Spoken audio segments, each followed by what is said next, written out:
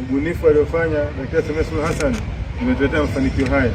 Mfumo mpya wa utoaji mikopo umetufanya kuwa na fedha za ufuatiliaji, lakini umefanya pia kama halmashauri tuendelea kubuni na kununua pikipiki hizi. Kwa pikipiki hizi ni za Daktari Samia Suluhu Hassan, ameleta kwa ajili ya wananchi wa Chato. Kwa maafisa maendeleo ya jamii watano mtaenda kuzipokea pikipiki hizi, mkazitunze zikaweze kutoa huduma bora kwa wananchi ambao vikundi ambao tunapelekea mikopo. Lakini pia sambamba na kutoa pikipiki hizi, vyombo hivi ni vya muhimu kwa sababu vitaenda kurahisisha ufuatiliaji, vitaendelea kurahisisha pia utendaji kazi.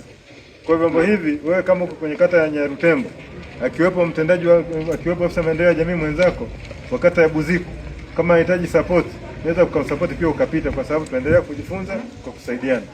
Sio kwa sababu wewe kwenye Nyarutembo una pikipiki hizi, basi wewe jirani yako wa kata ya Buziku basi hana maana yote. Atakapokuwa anakuhitaji kwa siku ambao mnazunguka pamoja, inasaidia pia katika kuboresha na kujua changamoto za watu hao. Kwa hiyo vyombo hivi vikatusaidia katika utendaji wetu wa kazi. Lakini vyombo hivi pia tukavitunze. Sasa vyombo hivi ni vipya, tukavitunze vizuri. Nimewapa mkataba na maelekezo ya matumizi ya vyombo hivi. Mkosome vizuri ili mkaweze kutumia vizuri. Lakini pia tunaamini kabisa kwamba kwenye ufuatiliaji wa mikopo utakuwa mwepesi, uibuaji wa vikundi vya mikopo pia utakuwa mwepesi. Lakini ubunifu pia kwa vijana utaendelea kuwa mwepesi.